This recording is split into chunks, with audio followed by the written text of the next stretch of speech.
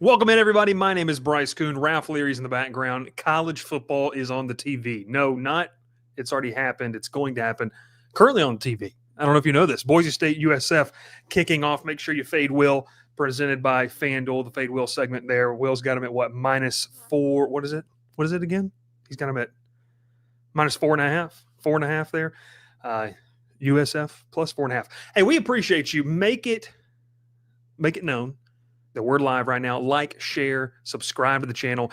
Georgia Tech, Colorado. We got an action-packed evening, by the way. I've got this show. At 6 o'clock, I've got a Bengal Tiger pod. At 7:30, we've got our live college football show. Nice polo, by the way, says Matt. This is section 103. You can pick it up for 10% off of your original order. TCB10 is that code. And the internet is back, baby. The internet is back, and it is in action. Ralph can attest. It has been brutal the past. It's not been quite 24. It's almost been 24 hours. But today's episode is entitled, this is kind of the last preview and picks. Took way too long for us to get this out. Really a discombobulated schedule. But, hey, we'll be locked in next week for the Gardner-Webb running Bulldogs. Here's why Georgia Tech should beat Colorado. I've got 3 topics of conversation I want to get to. If you haven't already, and I'm sure you have, Sunday afternoon's episode of Behind Enemy Lines was a fantastic one. It's a fantastic one. We're going to be having somebody on next week, not affiliated with Gardner-Webb, but affiliated with Georgia Tech on the show. So I'm really pumped about that. But, hey, college football is back. I'm pumped. I'm getting on a plane tomorrow to head to Clemson, South Carolina. Well, I'm not flying into Clemson. I'm flying into the 404. And then driving. I'm staying in Brazelton, by the way. So there we go. There we go. Let's go, baby. Let's talk college football. All right. There's a lot of topics of conversation around this game. It is Georgia Tech. It is Colorado. I want to kind of start off with this first. I think this is going to be a fantastic game. I think this is going to be a really fun football game. I think this is has a lot of implications for both teams. The biggest thing, and I titled it, in terms of, in the thing, please don't say 404. It's the culture, baby. The denim line, everything. I titled this on the thumbnail on Sunday, and this is what I did. This is a statement opportunity for both teams. It's a statement for Colorado in the sense of outside of that fan base and some of the people nationally. We know it's a polarizing fan base and a polarizing media coverage, and it is what it is. All due respect, we loved our time with the DNVR guys.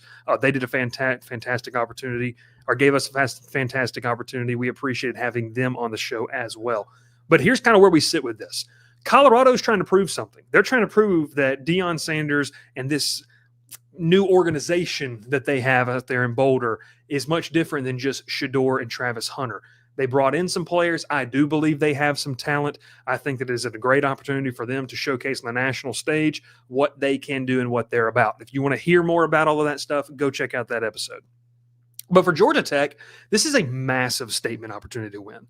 On paper, are you the more talented team? In my opinion, yes. Do you have more returning production? Yes. Do you have veterans littered across this roster that have expectations of better than 7-5? Yes, you do. And truthfully, inside that building, around the building, on that campus, there should be an expectation to get to Charlotte for the ACC title this year. What does that tell you? When you hear people say Georgia Tech should be a college football playoff contender this year, that's not an asinine statement, because if you're challenging to go to the ACC title, you're then challenging to go to the playoff. So kick it off right there. That's where we are with this.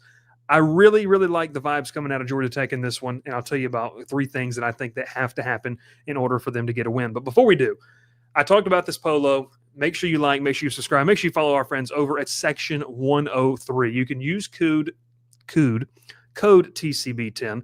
And look, they've got a great selection of polos. I'm wearing the first one on the docket right there for the Georgia Tech one. This is the one I'm going to be rocking inside Mercedes-Benz. They do a fantastic job. They've also got the LSU polos there as well. I've got the state ones. Listen, they did a phenomenal job. Someone was asking me, what is the material of this? This is elite performance material. It's fantastic. I'm going to be wearing all of these on our pre-game and post-game shows, and we're going to be wearing a lot of their gear throughout the season. And as you know, for the fourth straight year, Section 103 is the presenting sponsor of all our Georgia Tech shows. Okay, let's get to topic number 1, Ralph. I've got it in the banner system right there. The battle of the line of scrimmage. There's been a lot of conversation about a revamped offensive line. We'll go Colorado's O-line first. about, and I agree on paper, their interior offensive line play does look to be improved. It's kind of hard to be as bad as it has been. So with all of that, it's a battle between Georgia Tech's revamped defensive line and Colorado's revamped offensive line. I think this is a massive, massive key in terms of winning the game. Now, you're probably sitting there saying, Bryce, of course it is line of scrimmage. But look, we all know who Brent Key is. We all know what he likes to do and what they want to do. And I think Buster Faulkner is a very creative offensive mind. But at the end of the day, you've got to be able to move the man in front of you that doesn't want to move. Like that's one of the hardest things to do in sports is to move a guy who's 280 plus pounds in front of you. Move him away from his spot when he's trying to move you out of the way and go make a play. So starting with Georgia Tech's defensive line, I've told you multiple times, I think Jordan Vandenberg is due for a really big season, like all ACC type of season for Vandenberg in the middle. I am very impressed with what he did towards the end of last season, and I'm impressed with the development of being disruptive. I'll get to that in a second. But just in terms of what's around him, you went out and got some high floor players at the defensive tackle position as you allow some of these younger guys to be able to mature and grow, right? Like Landon Marshall's a guy that I think could be a piece for you. He doesn't have to be in that starting lineup on Friday night because you went out and got Matthew Alexander and Akilo Stone.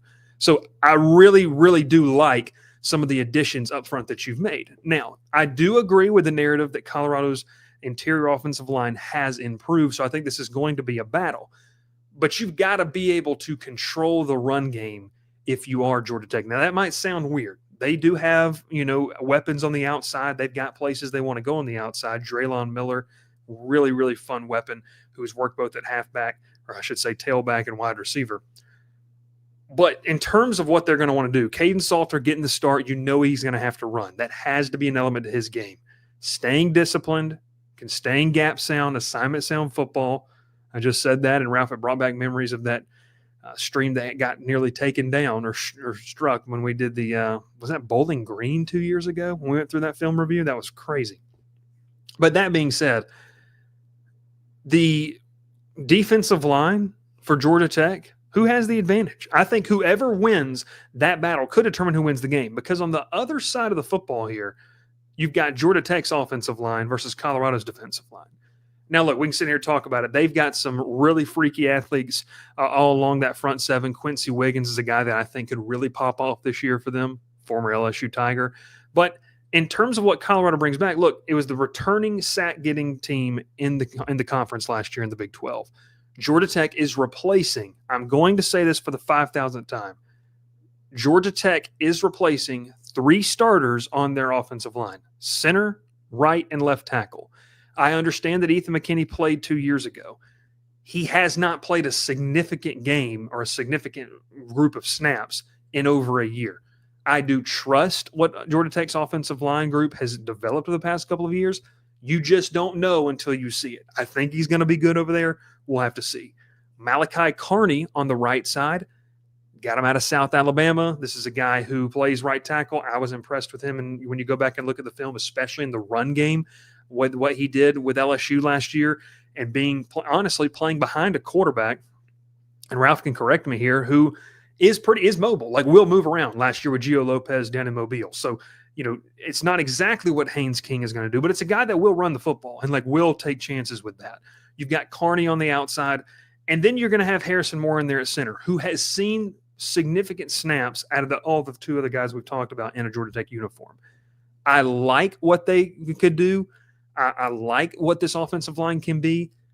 They are so solid at the guard spot between Rutledge and Fusel that there shouldn't be an issue. That, to me, is where you've got to worry about the center.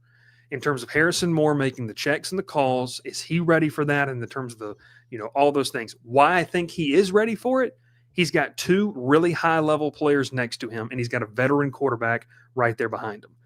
That's something that I think could really, really help quell any of the concerns that myself or any other person might have about the center role. So line of scrimmage is massive in this game in terms of what you have to do going forward. It's really, really important to note that. This is something where you've got to win up front. If Georgia Tech loses this battle up front, I get really, really worried on either side of the football because then you start to play more towards what Colorado wants to do. All right, second point. Now let's go to the third banner here because I want to save that second banner I put up for the last one.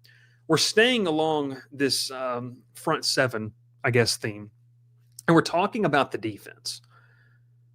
Georgia Tech did not get after the quarterback a lot last year. You've got to change that, and you've got to change it now. You brought in and you invested monetarily in some guys to come help you do that. You invested monetarily in bringing guys back and returning players to go help you do that. Braden Manley, one of the more disruptive players of the FCS level at Mercer last year, I think he's going to be great. We've all kind of talked about these options of what he can be. It's time to figure out. Like, there's no easing in period. You don't get Gardner Webb week one. You've got to know on the road against a veteran quarterback, although he's new in the system, but against a veteran quarterback, can you go get him? And can you make disruptive plays?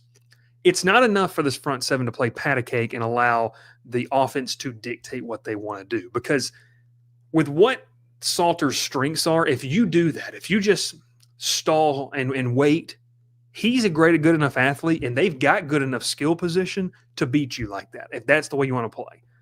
With Jess Simpson and all of this group of the analysts and the assistants and, Kyle Pope and all of these guys, it's time for this front seven to be disruptive and get into the backfield on a consistent basis. It has to start here in week one. You have to disrupt Caden Salter's timing in the RPO game. You have to disrupt what he wants to do, because if he gets comfortable, I like the secondary, but you can't rely on them to play for 7, 8 seconds in coverage. That's just not necessarily doable to anything, anybody. Like, I don't care if you have Deion Sanders on one side, Darrelle Revis on the other. It's very hard to cover somebody for 7, 8, 9 seconds. So up front with the front seven, you've got to be disruptive. Now, here's an aspect of where I'm excited to see as well. You're much more athletic at the linebacker position this year, to the point where I think you can really get aggressive and creative with how you want to blitz. That's straight up to Blake Gideon right there. Is he going to dial some things up to rush the decision-making of Caden Salter in this new offense? I would, based off of the film that I've seen. If you let him sit back there and make decisions and progress through read 1, read 2, and if he gets to read 3, you might find yourself on the losing end of this football game. So it's just one of those things where this front seven has to be disruptive. It is not enough. I'll say it again. It is not enough for you to sit there and play pat a cake, to allow the offense to do what they want, and you react. You have to dictate things. Play under control, but you've got to be able to dictate things. The third and final point, I told you this would be a quicker show. The third and final point here, and I think it's time for this, and I'm going to speak very candidly about this. It's time for the Haynes King show. All of this conversation within the fan base on social media and the jawing back and forth, it's time for this guy to really put pedal to the metal. Had an improved season last year, was obviously hurt, wasn't himself in terms of throwing the football. That's fine. Now he's healthy. You've got weapons to where he doesn't have to be running to the ground constantly. Can Haynes King air the ball out, and can Georgia Tech get a little more vertical in the passing game compared to the previous 2 years? And my big question is this. Is Haynes King the quarterback that when he airs it out more, the risk goes up? Or is he just going to develop into this, I don't want to say elite player, but that's really what that category is, of a great to elite quarterback, to where when the pass attempts go up, it doesn't mean the turnovers go up. Now, look, there's very far and few between quarterbacks that are able to do that. So it's not a knock if that isn't him. You're talking about, and Ralph, correct me if I'm wrong, I mean, you're talking about day one type of players. As the pass attempts go up, the interceptions stay where they are. King 2 years ago, everyone wanted to point out the Jaden Daniels stat, had 16 interceptions. So Daniels had less than 5, I think, that year. If they open this offense up more, we know they're going to run the football. We know they're going to use a combination of Malachi Hosley, Trelane Maddox, and Jamal Haynes, those 3 guys, to utilize in the run game along with Haynes King. But you've got some weapons on the outside, okay? You've got Malik Rutherford. You have a physical presence on the outside starting for you in Isaiah Canyon. You have Eric Rivers. You've got Dean Patterson. You're about 5'6", really good deep in that wide receiver room. to where you should be able to capitalize with different concepts, where you've got guys that fit the mold of what they need to do. It's not a bunch of 5'11" guys running around in the field, speedsters and drags and crossing routes. You've got the physical presence, you've got the home run threat, and you've got Malik Rutherford who can do anything and everything needed. So to me with that, it comes down to, can Haynes King steal the show in Boulder? This show's all about Dion. It's all about Caden Salter. And look, as it should be, there's a lot of fanfare around them. I'm not knocking them for that. What I'm going to sit here and tell you about this game, though, is if Haynes King is the quarterback that Georgia Tech fans think he is, then this is where you show up and you prove on why you were such a highly rated quarterback coming out of high school. He's been really good. He's a gamer. He loves Tech. Tech loves him, and that's the case. But when you go into an atmosphere like this, with an opportunity like this, this is where you need your stars to shine even more. And so for King, it's not about playing outside of himself. It's about being decisive, playing a winning brand of football, which he has done more often than not. Could he take a step even further in this game? I think he could. So it's going to be very, very interesting to me to kind of see where this thing goes. I like Georgia Tech in this one. Ralph, I think the spread has stayed the same at Georgia Tech -4, -4.5 per our friends over at FanDuel. Is that what it is? Can't remember. I like Georgia Tech to win this game, and I like them to cover if it stays in that range. I think Tech can win this by a touchdown or more. They go take care of business. The last thing that I will say, if you are who you think you are as a team and you feel like this is your best shot in years and even maybe years going forward, this is the type of game that playoff contenders win. Straight and forward. This is the type of game that they end. It is Georgia Tech -5. I'm still taking the Yellow Jackets -5. I think Georgia Tech wins this one somewhere in the realm. Let's go 35-24. 35-24. Tech -4.5 is there. 35-24. I've got Georgia Tech winning this one. I think they can win this game. I think the defense bows its back at the right time, and you get to board a plane back to Atlanta with a top 25 potential ranking coming the next day, playing an FCS opponent, and rolling into a matchup against Clemson that will be a ranked matchup no matter what Clemson does in 2 days. This is going to be a big one. I think Georgia Tech leaves Boulder with a win. Hard-fought, gritty. I'm going with the experience factor for the Jackets and Haynes King and Jamal Haynes, all the weapons. It's a lunch pail team. I think they're about to take their lunch pail to Boulder, and there's not going to be anything for the Buffaloes to eat. Ralphie's not there either. This is going to be so much fun. Welcome to Boulder Jacket fans, Sco Buffs. Appreciate you meandering aimlessly. Thank you so much there as well. We appreciate it. We appreciate it. Bryce with the hype. You know it, baby. I'm ready for college football. I'm about to get off of this. About to go watch Boise State and USF there as well. Get ready, board a plane. This is the plan, by the way. The plan is to be live tomorrow night post-game. We're going to be in a hotel in Brazelton, Georgia, but we're going to figure it out. So we'll be live tomorrow night. It's going to be a lot of fun. Ralph Leary's in the background. My name is Bryce Koon. This is Swarm Talk. Each and every single week we come with you with 2 to 3 live episodes. Make sure you stay subscribed. And once again, for college football fans and Georgia Tech fans, if you want to tune in later, I know we have a couple meanderings in there as well. In about 2.5 hours, we're going to be live right back on this channel previewing all of week 1. It's going to be a lot of fun. Ralph Leary's in the background. My name is Bryce Koon. We'll catch you next time here on Swarm Talk, brought to you by the Crowded Booth. Pile in here and make yourself feel at home. The Crowded Booth is coming on.